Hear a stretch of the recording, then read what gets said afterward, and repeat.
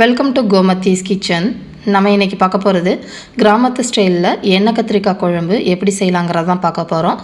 இன்றைக்கி கொஞ்சம் குவான்டிட்டி அதிகமாக செஞ்சுருக்கிறேன். அதாவது 1 கிலோ கத்திரிக்காய் வச்சு எண்ணெய் கத்திரிக்காய் எப்படி செய்யலாங்கிறத பார்க்கலாம். இப்போ எண்ணெய் கத்திரிக்காய் செய்கிறதுக்கு ஸ்டஃபிங்க்கு மசாலா வதக்கணும். அதுக்கு ஒரு பேனில் 2 டேபிள் ஸ்பூன் எண்ணெய் சேர்த்துட்டு ஒரு 10 சின்ன வெங்காயத்தை சேர்த்துக்கோங்க. சின்ன வெங்காயம் தான் டேஸ்ட் ரொம்ப நல்லாயிருக்கும். இல்லாத பட்சத்தில் பெரிய வெங்காயம் சேர்த்துக்கோங்க. ஒரு 5 பெரிய வெள்ளைப்பல்லு பூண்டை சின்னதாக கட் பண்ணிவிட்டு கூடவே பார்த்திங்கன்னா கொஞ்சம் கருவேப்பிலை இலைகளும் சேர்த்துட்டு இது நல்ல ஒரு கண்ணாடி பதம் வர அளவுக்கு நல்லா வதக்கிக்கலாம். இந்த அளவுக்கு நல்லா வதங்கினதுக்கு அப்புறமா 1 டேபிள் ஸ்பூன் அளவுக்கு சீரகம் சேர்த்துருக்கிறேன். 1/2 டேபிள் ஸ்பூன் அளவுக்கு சோம்பு சேர்த்துக்கலாம். 3/4 டேபிள் ஸ்பூன் அளவுக்கு மிளகு சேர்த்துருக்கிறேன். இது எல்லாத்தையுமே வெங்காயம் வதங்கினதுக்கு அப்புறமா போட்டு வதக்குங்க. அப்படி இல்லைன்னா கரிஞ்சு போயிடும். இது வந்து லைட்டாக இதிலேயே செவக்கட்டும். இந்த அளவுக்கு செவக்கிறப்ப 1/2 டேபிள் ஸ்பூன் அளவுக்கு தனி மிளகாய் தூள் சேர்த்துட்டு கூடவே வந்து ஒரு 1/2 டேபிள் ஸ்பூன் அளவுக்கு மஞ்சத்தூளும் சேர்த்துருக்கிறேன். இந்த மிளகாத்தூளோட பச்சை வாசனை கொஞ்சம் இந்த மாதிரி போனதுக்கு அப்புறமா 1/4 கப் அளவுக்கு துருவின தேங்காவை சேர்த்துட்டு இந்த தேங்காய் வந்து நல்லா வந்து ட்ரை ஆகணும், கொப்பரை கலரில் வரணும். அப்போ தான் அந்த எண்ணெய் கத்திரிக்காயோட கலர் வந்து உங்களுக்கு சூப்பராக எனக்கு காட்டும். இந்த அளவுக்கு நல்லா வதங்கினதுக்கு அப்புறமா இந்த ஸ்டஃபிங்க்கு தேவையான அளவு 1/2 டேபிள் ஸ்பூன் அளவுக்கு கல் உப்பு சேர்த்து வதக்கிக்கலாம். இந்த அளவுக்கு நல்லா வதங்கினதுக்கு அப்புறமா அடுப்பை ஆஃப் பண்ணிவிடுங்க. இந்த அளவுக்கு தேங்காய் வந்து வதங்கிடணும். இப்போ வந்து புளி தண்ணி, நல்லா திக்காக கரைச்ச புளி தண்ணி ஒரு 2 டேபிள் ஸ்பூன் இதில் ஊற்றிக்கிறேன். நீங்கள் வந்து தண்ணி இல்லை அப்படின்னா ஒரு சின்ன நெல்லிக்காய் அளவுக்கு புளியை இதில் வந்து நேராக போட்டுட்டு அரைக்கிறப்ப சேர்த்து எல்லாமே ஒன்றா அரைச்சிடலாம். இப்போ இந்த அளவுக்கு நல்லா ட்ரை ஆனதுக்கப்புறமா எடுத்து பாத்திரத்தில் மாற்றி ஆற வச்சுட்டு நல்லா தண்ணி ஊற்றி நல்லா நைஸாக பேஸ்ட் மாதிரி அரைச்சி எடுத்துக்கோங்க. குழ குழன்னு அரைச்சிக்கணும். இப்போ இந்த இதுக்கு பார்த்திங்கன்னா 1 கிலோ அளவுக்கு சின்ன பொடுசாக இருக்கிற இந்த நாட்டு கத்திரிக்காய் வாங்கியிருக்கிறேன். இதை வந்து காம்பை லைட்டாக கட் பண்ணிவிட்டு 4 இந்த மாதிரி வகுந்துக்கோங்க. முழுசாக கட் பண்ணிட்டீங்க அப்படின்னா உடஞ்சிடும் எண்ணெயில் வதங்குறப்ப. அதனால் பாதி அளவுக்கு மட்டும் கட் பண்ணிக்கலாம். இப்போ வதக்கின மசாலாவையுமே நல்லா இந்த மாதிரி திக்காக அரைச்சி எடுத்துகிட்டு வந்துட்டேன். தேவைப்பட்டுச்சுன்னா கொஞ்சமாக புளி தண்ணி ஊற்றி அரைச்சிக்கோங்க. அப்போ நல்லா டேஸ்ட்டாக இருக்கும் கத்திரிக்காயில். இப்போ அரைச்ச மசாலா வந்து கத்திரிக்காயில் ஸ்டஃபிங் பண்ணிக்கலாம். எவ்வளோ உங்களால் வைக்க முடியுமோ அந்த அளவுக்கு வச்சா போதும். ரொம்ப அதிகமாக வைக்கணும்னு அவசியம் கிடையாது. மிச்சம் இருக்கிற அந்த ஸ்டஃபிங்கை வந்து நம்ம குழம்புக்கு யூஸ் பண்ணிக்கலாம். இப்போ குழம்பு கூட்டி வைக்கிறதுக்குன்னு பார்த்தீங்கன்னா ஒரு பாத்திரம் எடுத்துக்கோங்க. இதில் பார்த்தீங்கன்னா ஒரு பெரிய எலும்புச்சம்பளம் அளவில் 3 எலும்புச்சம்பளம் சைஸில் புளி எடுத்துருக்கேன். அதாவது ஒரு 50 கிராம் அளவு புளியை நல்லா இந்த அளவுக்கு தண்ணியில் கரைச்சி திக்காக எடுத்து வச்சுக்கலாம். வேணும்னா அதுக்கப்புறம் நம்ம தண்ணி சேர்த்துக்கலாம். இதில் வந்து வீட்டில் அரைச்ச சாம்பார் பொடி இல்லாட்டி குழம்பு பொடி அது வந்து முதல்ல இப்போ 5லேருந்து 6 டேபிள் ஸ்பூன் சேர்த்துக்குவோம். அப்புறம் செக் பண்ணிவிட்டு நம்ம தேவைன்னா இன்னும் கொஞ்சம் சேர்த்துக்கலாம். இது எப்படி செய்யணுங்கிற வீடியோ லிங்க் வந்து நான் உங்களுக்கு டிஸ்கிரிப்ஷன் பாக்ஸில் கொடுக்குறேன். அதுவே கொஞ்சம் சாம்பார் பொடி காரம் கம்மியாக இருக்குங்கிறனால 1 டேபிள் ஸ்பூன் அளவுக்கு மிளகாய்த்தூள் சேர்த்துருக்கிறேன். ஒரு 1/2 டேபிள் ஸ்பூன் அளவுக்கு மஞ்சத்தூள் சேர்த்துட்டு கூட இந்த குழம்புக்கு தேவையான அளவு உப்பு 1 டேபிள் ஸ்பூன் அளவுக்கு சேர்த்துருக்கிறேன், கல் உப்பு. மிச்சம் அரைச்சி வச்ச மசாலா விழுது இருக்கு இல்லையா, அதையும் இதில் சேர்த்துக்கோங்க. இதுதான் வந்து டேஸ்ட்டை நல்லா உங்களுக்கு டிஃப்ரெண்ட்டாகி நல்லா டேஸ்டியாக இருக்கும். இது எல்லாத்தையுமே நல்லா கலந்துட்டு உப்பு புளி காரம் எல்லாமே செக் பண்ணிக்கலாம். புளிப்புக்கு ஏற்ற மாதிரி காரத்தோட அளவு மாறும்.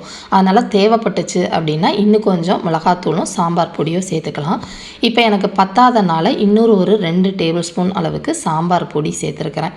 சேர்த்துட்டு இதை நல்லா கலந்துட்டோம் அப்படின்னாலே நம்ம குழம்புக்கு தேவையான மசாலா வந்து ரெடி ஆகிடுச்சு. இப்போ எப்படி செய்யலாங்கிறத பார்த்துருவோம்.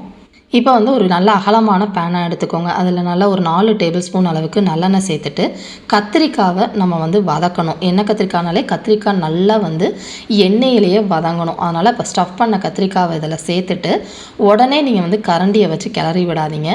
நல்லா மூடி வச்சு மிதமான தீயில் கத்திரிக்காய் 3/4 பதம் நல்லா கலர் மாதிரி வெந்து வரணும். கலரும் அதாவது வேகாமையும் இருக்கக்கூடாது, உடஞ்சும் போயிடக்கூடாது. இப்போ பார்த்தீங்கன்னா ஒரு 10 நிமிஷத்தில் சின்ன கத்திரிக்காவாக இருக்கிற நல்லா வெந்து நிறம் மாறி இந்த அளவுக்கு வந்துடணும். இன்னும் கொஞ்சம் கூட கலர் மாறணும். இப்போ பார்த்தீங்கன்னா இந்த அளவுக்கு நல்லா வதங்கினதுக்கு அப்புறமா இதை நான் ஒரு பாத்திரத்துக்கு மாற்றிட்டு இதே பாத்திரத்துலேயே நான் குழம்பு வைக்க போகிறேன்.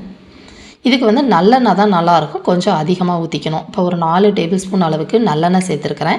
எண்ணெய் நல்லா சூடானதுக்கப்புறமா 1/2 டீஸ்பூன் அளவுக்கு கடுகு, 1/2 டீஸ்பூன் அளவுக்கு சீரகம், 1/2 டீஸ்பூன் அளவுக்கு வெந்தயம், இது எல்லாமே நல்லா பொரிஞ்சு செவக்கணும். கூடவே பார்த்திங்கன்னா தாளிப்பு வடகம், வெங்காய வடகம் சொல்லுவாங்க, கறி வடகம் சில பேர் சொல்லுவாங்க, அது வந்து கொஞ்சமாக இதில் சேர்த்துக்கிறேன். என்கிட்ட இப்போ கம்மியாக இருக்குங்கிறனால 2 தாளிப்புமே கொடுக்குறேன். உங்கள்கிட்ட வெங்காய வடகம் மட்டும் போட்டு தாளித்தாலும் நல்லாயிருக்கும், அது இல்லைன்னா மற்ற தாளிப்போடையும் நிறுத்திக்கோங்க.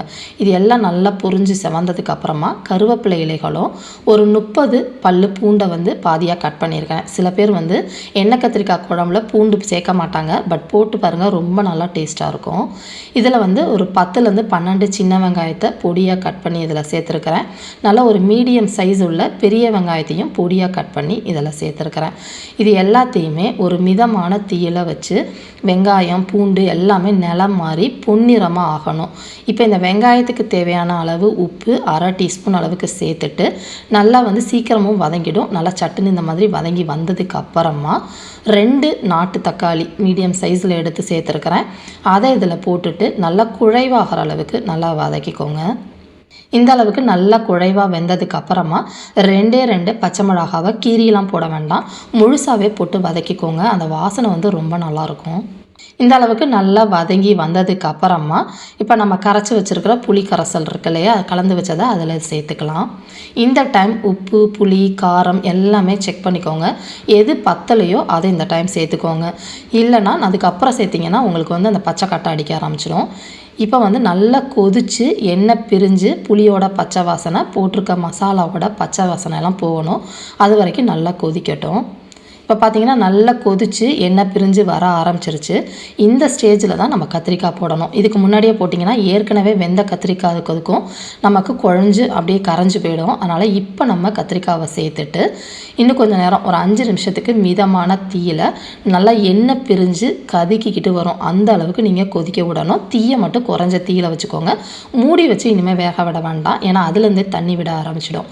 இப்போ கடைசியாக இந்த அளவுக்கு எண்ணெய் பிரிஞ்சதுக்கு அப்புறமா கருவேப்பிலை இலைகளை சேர்த்துட்டு கொஞ்சமாக வந்து வெல்லத்தை போட்டுக்கிட்டிங்க அப்படின்னா டேஸ்ட்டை உங்களுக்கு என்ஹான்ஸ் பண்ணி காட்டும். எல்லாம் சேர்த்துட்டு அடுப்பை ஆஃப் பண்ணிட வேண்டியதான். ரொம்ப டேஸ்டான எண்ணெய் கத்திரிக்காய் குழம்பு தயாராகிடுச்சு. செஞ்சு பார்த்துட்டு எப்படி இருக்குங்கிறத கமெண்ட் பண்ணுங்கள். வீடியோ பிடிச்சிருந்துச்சு அப்படின்னா லைக் பண்ணுங்கள், ஷேர் பண்ணுங்கள், மறக்காமல் சேனலை சப்ஸ்கிரைப் பண்ணி வச்சுக்கோங்க. தேங்க்ஸ் ஃபார் வாட்சிங்.